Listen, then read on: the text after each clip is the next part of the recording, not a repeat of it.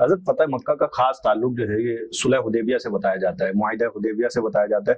تو سب سے پہلے تو یہ بتائیے کہ معاہدے کی جو ہے مسلمانوں کے نزدیک کتنی اہمیت ہے، اور پھر یہ کہ اس معاہدے کے ختم کرنے کی کیا وجوہات بنی؟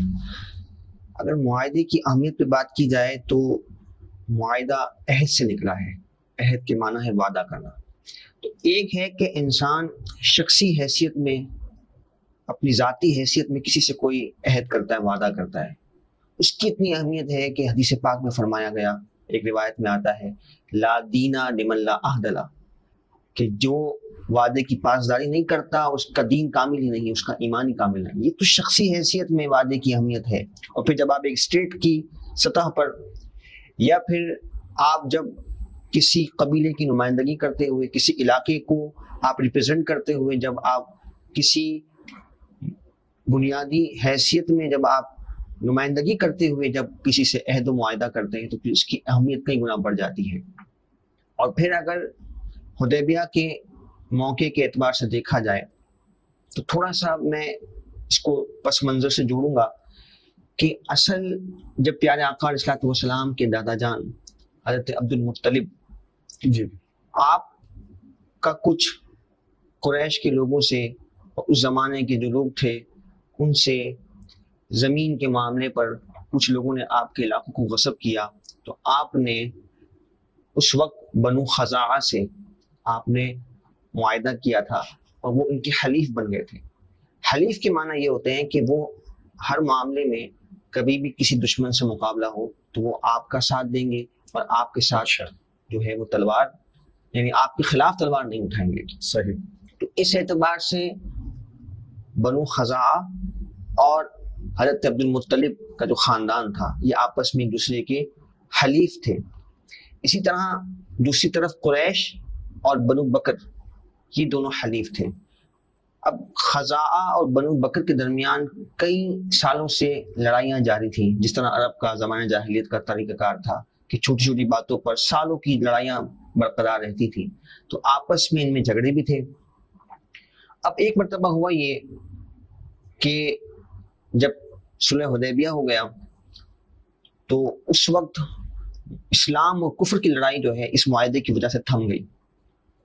تو اب آپس میں بنو بکر اور خزاعہ، جی جی، جو کہ اس وقت ایمان نہیں لائے تھے دونوں، جی، یہ قبیلے آپس میں انہوں نے سوچا کہ ٹھیک ہے اب اسلام و کفر تو ایک طرف رہ گیا، ان کے درمیان تو معاہدہ ہو گیا. آپس میں جو ان کی علاقائی اور قبیلے کے اعتبار سے لڑائی تھی، اب جو ہے یہ موقع انہوں نے سمجھا کہ اس موقع سے ہم فائدہ اٹھا سکتے ہیں، کیونکہ اب اس مسلمانوں سے تب ہمارا مقابلہ نہیں ہے کیونکہ معاہدہ ہو چکا ہے. تو آپس میں ان کی جو قبیلے کی لڑائی تھی وہ شروع ہو گئی، اور اس موقع پر بنو بکر نے خزاعہ پر حملہ کر دیا. اچھا، صحیح. اب یہ خزاعہ کے لوگ کئی افراد مارے گئے اور انہوں نے آ کر حرم میں آ کر پناہ لی، لیکن بنو بکر کے لوگ حرم میں آ کر بھی نہیں رکے اور انہوں نے وہاں آ کر بھی خون ریزی کی. اللہ اللہ. اب خزاعہ، جیسا کہ میں نے عرض کیا کہ یہ آقا علیہ الصلوۃ والسلام کے دادا جان سے ان کا زمانہ ماضی سے ایک تعلق تھا، تو پیارے آقا علیہ الصلوۃ والسلام نے بھی حدیبیہ کے موقع پر انہیں اپنے ساتھ رکھ لیا، اور بطور حلیف کے اپنے پارٹنر کے طور پہ آقا علیہ الصلوۃ والسلام نے ان کے ساتھ معاہدے میں، یعنی کفار قریش کے ساتھ آپ نے بات کو آگے بڑھایا. تو اب جب یہ معاملہ ہو گیا کہ خزاعہ پر حملہ ہوا، اب اس معاہدے کی تو کئی شکیں ہیں جو حدیبیہ کا معاہدہ تھا، لیکن اس میں ایک بات یہ بھی تھی کہ کفار جو ہے نہ ہی مسلمانوں پر حملہ کریں گے اور نہ ہی جو مسلمانوں کے حلیف ہوں گے ان پر کوئی حملہ کیا جائے گا، کیونکہ مسلمانوں کے حلیف پر حملہ کرنا مسلمانوں پر حملہ کرنے کے ہی مترادف ہوگا. تو معاہدے کے اعتبار سے بنو خزاعہ یا آقا علیہ الصلوۃ والسلام کے ساتھ تھے، ان کے اس معاہدے میں حصے دار تھے. تو اب جب قریش نے، بنو بکر نے ان پر حملہ کیا تو اب یہ معاہدہ ٹوٹتا ہوا نظر آ رہا تھا. قریش براہ راست اس میں ملوث نہیں تھے، بنو بکر تھے، لیکن قریش اور بنو بکر آپس میں پارٹنر تھے، تو یہ ان کی طرف سے بھی عہد شکنی کا زمرہ بنتا تھا. صحیح. تو آقا علیہ الصلوۃ والسلام کے پاس ایک شخص آیا بنو خزاعہ کا مدینہ منورہ میں 40 سواروں کو لے کر، 40 افراد تھے، اور انہوں نے آ کر بڑا ہی آقا علیہ الصلوۃ والسلام کے حضور انہوں نے آہوزاری کرتے ہوئے، چیخ و پکار کرتے ہوئے انہوں نے یہ عرض کیا کہ ہمیں بڑی بے دردی کے ساتھ حرم مکہ کے اندر جو ہے مارا گیا ہے. تو آقا علیہ الصلوۃ والسلام نے اپنا ایک قاصد حضرت دمرہ رضی اللہ تعالیٰ عنہ کو بھیجا، کہ آپ جا کر بنو بکر سے اس معاملے میں گفتگو کریں، اور 3 شکیں جو ہیں ان کے سامنے رکھی گئیں۔ صحیح۔ پہلی شک یہ تھی کہ یا تو جن لوگوں کا آپ نے خون بہایا ہے، جی جی جو بنو خزاع کو آپ نے قتل کیا ہے، ان کا خون بہا دے دیا جائے جی جی اور رقم میں دیت دے دی جائے، پہلی صورت یہ ہے۔ جی جی یا پھر یہ ہے کہ بنو بکر جو ہے وہ قریش کے ساتھ اپنی لا تعلقی کا اعلان کریں، کیونکہ قریش حلیف ہیں ان کے، آپس میں جب معاہدہ ہوا ہے تو وہ قریش کے ساتھ دستبردار ہو جائیں اور اپنا تعلق ختم کر لیں، جی جی تاکہ پھر معاہدے پر اس سے اثر نہ پڑے۔ اور تیسری صحیح۔ شک یہ تھی کہ اگر آپ ان سے الگ بھی نہیں ہوتے تو پھر یہ تسلیم کیا جائے گا کہ حدیبیہ کا معاہدہ ٹوٹ گیا۔ صحیح، یہ مسلمانوں نے 3 شکیں رکھی۔ بالکل۔ جی جی، تو ناظرین محترم، فتح مکہ کے عنوان پر گفتگو جاری ہے اور 3 شکیں قریش کے سامنے مسلمانوں نے رکھی کہ جس پر مزید گفتگو کی جائے گی۔ یہاں ہمیں ایک وقفے کی طرف جانا ہے، وقفے کے بعد انشاءاللہ گفتگو کو یہیں سے کنٹینیو کریں گے۔ ویلکم بیک ناظرین کرام، میم ٹی وی کی وقت سحر ٹرانسمیشن جاری ہے۔ آج 20ویں روزے کی سحری کی جا رہی ہے اور سحری ٹرانسمیشن میں آج گفتگو کا عنوان ہے فتح مکہ۔ اور گفتگو وقفے سے قبل علامہ صاحب ارشاد فرما رہے تھے کہ جب معاہدہ حدیبیہ کی خلاف ورزی نظر آنے لگی تو حضور علیہ السلام نے جو ہے قبیلہ قریش کے سامنے 3 شکیں رکھیں اور 3 باتیں رکھیں جس پر مزید گفتگو کی جائے گی۔ آئیے وہیں سے کنٹینیو کرتے ہیں۔ جی حضرت صاحب۔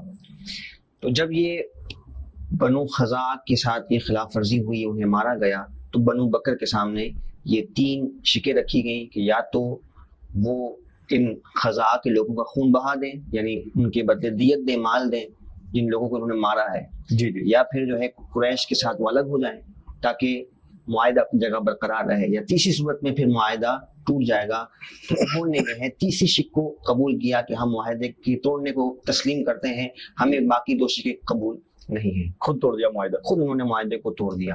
اب جب معاہدے کو توڑا تو یہ اصل جو ہے وجہ بنی کہ پھر آقا علیہ السلام نے، چونکہ اب سارے جو امن کے معاہدے تھے وہ انہوں نے خود توڑ دیے، آقا علیہ السلام 10 رمضان مبارک 8 ہجری کو آقا علیہ السلام 10,000 سوار کے ساتھ صحابہ کرام علیہم رضوان جو ساز و سامان سے لیس تھے انہیں لے کر آپ مکہ مکرمہ کی طرف تشریف لے گئے، اور پھر جو ہے باقاعدہ جو صحابہ کرام علیہم رضوان کے دستے تھے، آقا علیہ السلام نے انہیں جنگ کرنے سے منع فرمایا کہ پہل آپ نے نہیں کرنی ہے، بلکہ حکم یہ دیا گیا کہ چاروں طرف سے جو ہے وہ مکہ مکرمہ میں اس طرح سے داخلہ ہو کہ کفار کو حرکت کا موقع نہ ملے۔ اور پھر اس کے لیے آقا علیہ السلام نے بڑی بہترین جنگی حکمت عملی کو بھی اختیار فرمایا، اور اس میں پہلے سے کفار کو پتہ بھی لگ چکا تھا، اللہ رب العزت نے ان کے دلوں میں روب کو داخل فرمایا، یہ کوئی جنگی تدبیر نہ کر سکے۔ صرف ایک مقام پر جہاں حضرت خالد بن ولید رضی اللہ تعالیٰ عنہ کا دستہ تھا، وہاں انہوں نے تیر اندازی کر کے 2 افراد کو شہید کیا، تو اس کے مقابلے میں صرف حضرت خالد بن ولید نے اپنے دفاع کے لیے اس موقع پر تلوار کو اٹھایا، ورنہ آقا علیہ السلام کی طرف سے یہ حکم تھا کہ جنگ میں پہل نہیں کرنی، کیونکہ مکہ مکرمہ یہ حرمت والی جگہ ہے اور یہاں ہمیشہ سے امن رہا ہے، اور یہاں جنگ و قتال کرنا یہ ناپسندیدہ ہے۔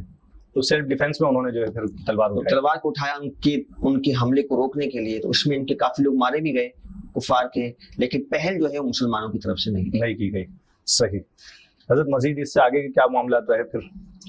اس کے بعد اللہ رب العزت نے کفار کے دلوں میں اتنا روب کو داخل فرما دیا کہ ان میں یوں کہہ لیجیے کہ اٹھنے کی اور مقابلہ کرنے کی ہمت نہیں تھی، اور ایک طرف جو ہے صحابہ کرام علیہم رضوان کی بڑی تعداد تھی، اور خزاع کے لوگ بھی جو آقا علیہ السلام کے اس معاہدے میں پارٹنر تھے، جی جی، ان کے افراد بھی آ گئے۔